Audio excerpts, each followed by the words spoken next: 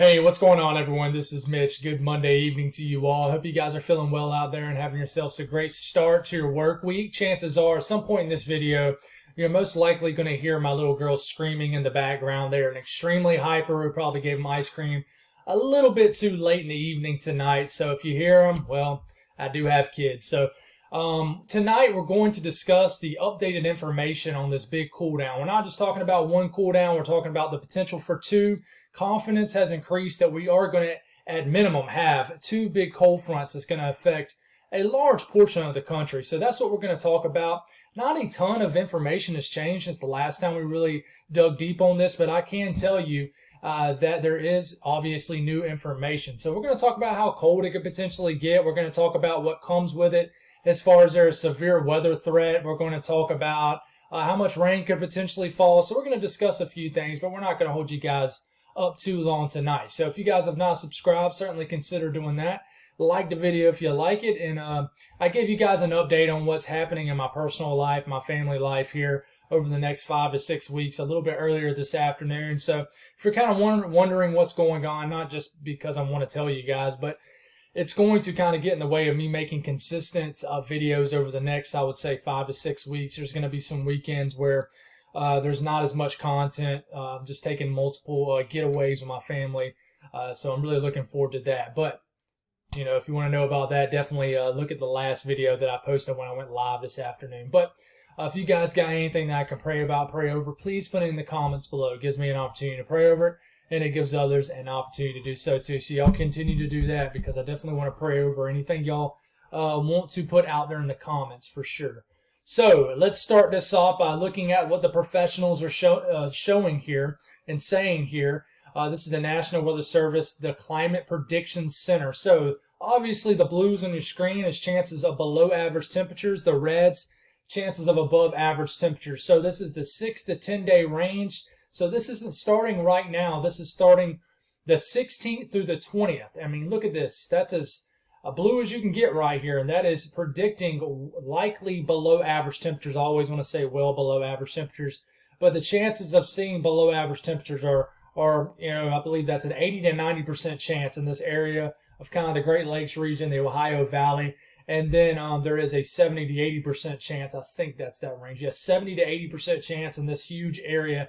So confidence is still there. Nothing has budged. Nothing has changed. That the eastern U.S., parts of the central and eastern U.S. are certainly going to be below average temperature-wise for the foreseeable future.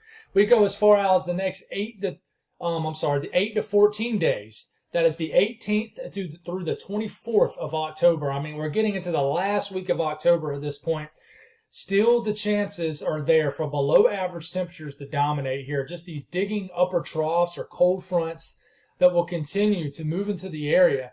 And not one but two are almost all but certain at this point. So let's take a look at the GFS and the European, because both differ on really both cold fronts, and we'll talk about that here. But let's talk about precipitation, because a lot of people are wondering, when are we going to see rain again, Mitch? And, you know, a lot of people have not seen rain for nearly a month now. I think there are certain areas that have not seen a drop of rain since September 10th. It is October 10th today. That's 1 month. So chances are we're going to see some decently widespread rains as this cold front moves through. So there's actually a marginal risk for severe weather tomorrow, and it's really for tomorrow night into Wednesday morning as this cold front moves through, and there's a piece of energy that really sparks along the bottom base of this upper trough, if you will. So there will likely be a broken line of convection, showers, and storms stretching all the way from areas of the Midwest all the way down to the south central U.S., the Ohio Valley. This will continue, and I think there will be a line. And we're going to take a look at the NAM and the HRRR model here in a second, but of storms that will be kind of moving through areas of, like I said, the Midwest, south central U.S., the Ohio Valley, mid-south, and some moisture as we're getting into Thursday morning at this point. It's likely going to be around for the deep south, the southeast, the mid-Atlantic, and definitely for areas as you get a little bit further north, the chances of rain are certainly going to be a little bit more higher than other areas further south. And here you go, as this low pressure pops up here and dumps a lot of rain as we get into Thursday evening into Friday morning for areas of the Northeast. And then cold air filters in behind it. And then the pattern gets kind of tricky. As we get into early next week, another cold front will move through, and certain areas have like a cutoff low that might bring some wacky weather, but there's going to be the chances for some snow. I think especially for this system early next week with the second trough, this could really bring definitely an area of really cool air for this time of the year that's really going to potentially spark some lake effect snows, obviously for the Great Lakes region up here. And then I think areas of New York State and then maybe northern Michigan, the UP of Michigan can certainly see their more first widespread snows of the year, of the 2022 fall season, not of the year obviously, but of the fall season, I think early next week. So we'll have to see how that unfolds. But I can tell you the European, as far as temperatures, is certainly more aggressive as far as colder temperatures. But let's not get ahead of ourselves here. But here comes the European with the same system. This is the first cold front. You're definitely pulling for the European if you want rain in Atlanta, Birmingham, Alabama, Georgia, the panhandle of Florida, especially the western panhandles of Florida. You guys didn't get nothing from Hurricane Ian, so you're certainly pulling for some widespread rains here. And I definitely think we'll see some as we get into Wednesday, into maybe overnight Wednesday into Thursday morning. Rains all the way up here into the northeast and mid-Atlantic areas. And then we got to watch out for some strong winds for the coastal regions of New England. We'll talk about that towards the end of the video. And then here comes the cold air behind this, lake effect moisture from this. And then another push behind this. And the timing is much different. Not much different, but a little bit different compared to the GFS and the European. But here comes the European. Another punch of cooler air moves through. And look at this little weird feature, this little cutoff low. It pops off a low pressure, then it swings it back into the northeast. I think next week is going to be kind of a weird scenario, something we need to really watch for a tricky storm system, maybe along the eastern U.S. But, of course, we don't know the details on that. The models are still just all over the place with that. But as far as rainfall between now and this coming Saturday evening, I mean, look at this, the panhandle of Florida. This is the national blend of all models. I like looking at this, even over the National Weather Service. But it's showing, hey, maybe a quarter inch to an inch of rain is certainly possible for areas around Tallahassee and the western panhandles of Florida, southeast areas of Alabama, southwest areas of Georgia. So these areas need some rain. But it's certainly areas of the Carolinas need the rain too. They have not seen a lot of rain. It seems like the only rain that certain areas of the southeast has got is from Ian. In fact, if it wasn't for Ian, for example, in my neck of the woods, we would have only got about 7/100ths of an inch, I believe, since September 10th. If it wasn't for the rainfall that we got from Ian, which was a little over 2 inches of rain. So I feel you if you've been dry. We got lucky with that, but I know there's certain areas that haven't hardly got any rain. So I do think there's going to be at least a chance for nearly everybody that you see on this map here in the next 48 hours.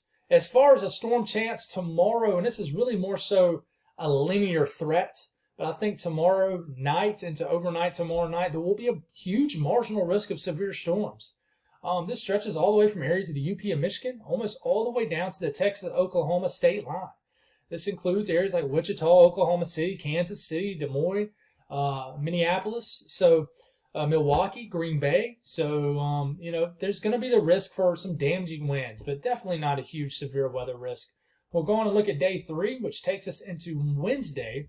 And this is, if there's going to be any area that gets upgraded to a slight risk, I think it'll be Wednesday. But I think there's going to be a broken line of storms, a pretty large broken line of storms that could potentially stretch all the way from Texas all the way up to the Great Lakes region.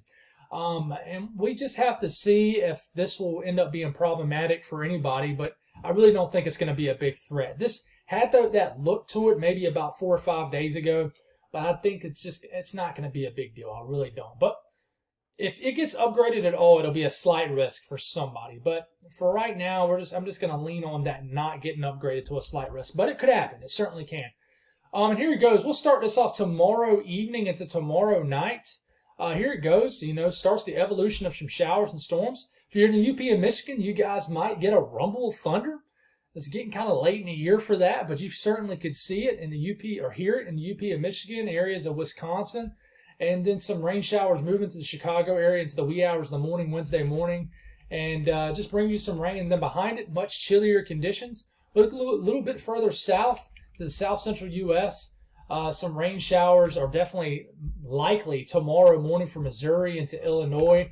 And then we have to watch to see if any storms develop behind this as the actual cold front moves through.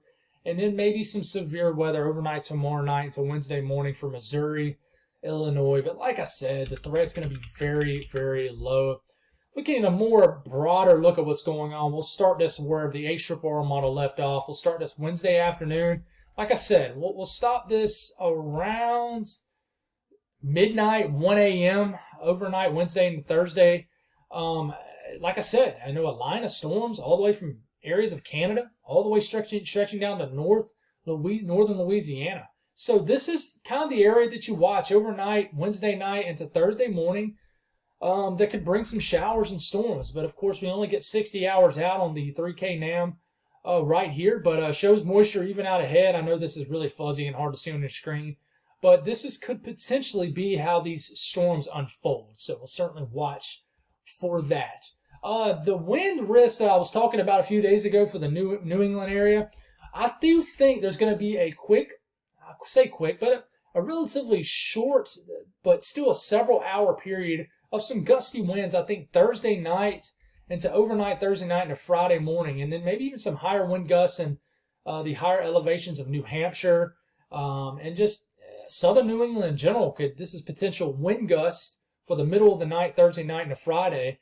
So they could push 30 to 40 mile per hour wind gusts, and then quickly the wind settles down, and there will only be, a relatively small period of strong wind. So certainly, if you're getting into Thursday before these winds kick up, certainly fasten down or put any loose items inside so you don't wake up this coming Friday morning and things are blown everywhere. As far as temperatures, I'm 12 minutes into this video and just talking about temperatures.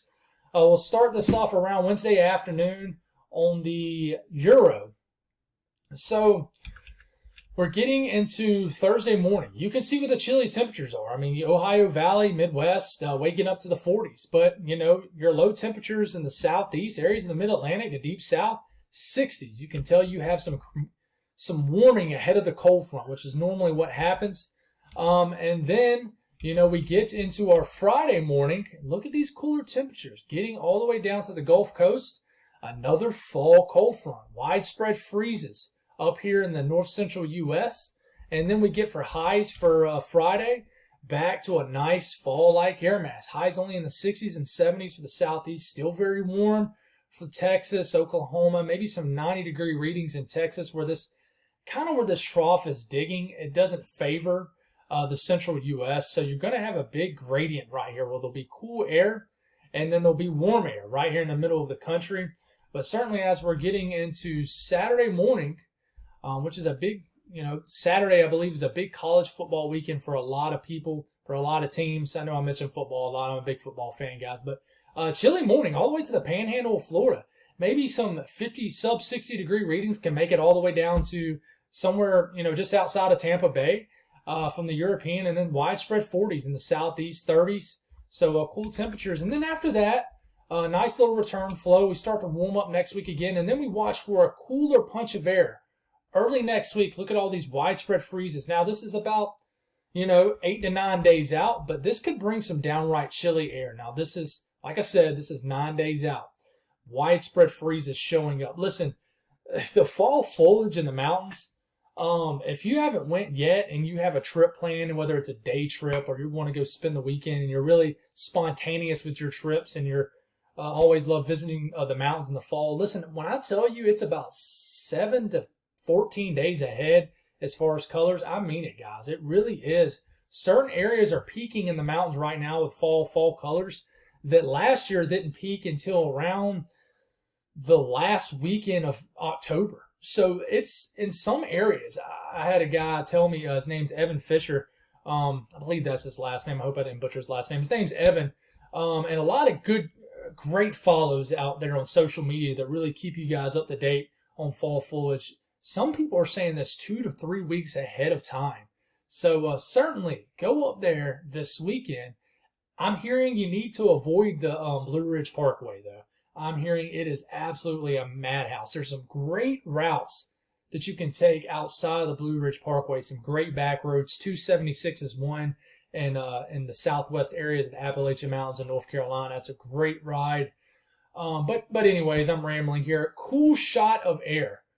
Definitely potentially going to be there for maybe the early to the mid part of next week. Even cooler than this one. This could be downright chilly for certain areas. So we're watching that. The GFS, a lot different. It's a lot warmer. The Euro is a lot colder. The GFS, certainly warmer. So same thing with the GFS. We're getting to the mid part of this week. Later this work week, this cold front moves through. So this is around Friday morning for low temperatures. For example, I'll compare this to Friday morning on the Euro. Let's back this up right here. So, the European for Friday morning, this is kind of what it looks like. And then this is the GFS. So the GFS is actually a little bit cooler right here, but it moderates much faster compared to the Euro. So we're getting into, I'm getting my wording mixed up here. We're getting into Saturday morning. And that is actually where I wanted to compare this. Saturday mornings. Saturday morning on the European, much chillier for the southeast, for example, than Saturday morning for the GFS. That is actually the two mornings I wanted to compare, not Friday morning. For example, it's still in the 60s and 70s for lows in Florida. If you're searching for a cold front in Florida, 60s and 70s for the GFS, but the European, you got 50s and 60s for low temperatures Saturday morning. So a big difference here. But you can continue to look at this, and again, the GFS on the as far as this first cold front, it moderates very quickly. You're already back well into widespread 80s. I mean, you're hitting almost 90 for areas of the deep south. And then the second cold front moves through, but the second cold front just does not deliver as big of a punch as the European. It does, but just not as widespread. But where the cold air does get, it is widespread freezes for areas. If you have not seen your first frost or freeze, there's a good chance certain areas will certainly see it with one or two of these cold fronts. But like I said, you look at this, for example, for high temperatures for Sunday, for example, on the GFS, almost getting close to 90 degrees for certain areas of Georgia, South Carolina, areas of the deep south. But you look at high temperatures for Sunday on the European, I mean, you got a beautiful day, highs in the 70s. You see the big difference here? That's a pretty big difference. So there's still some questions here, but I can tell you this pattern is ripe for multiple cold fronts. Here comes our first one. See these blues right here? That is a big upper trough or cold front, big tall ridge building up here. This is a pattern you will absolutely drool over when it comes winter if you want a winter storm along the eastern U.S., even the southeast. This hangs around and then it reinforces itself as we get later, about 8, 9, 10 days out, and just a beautiful pattern.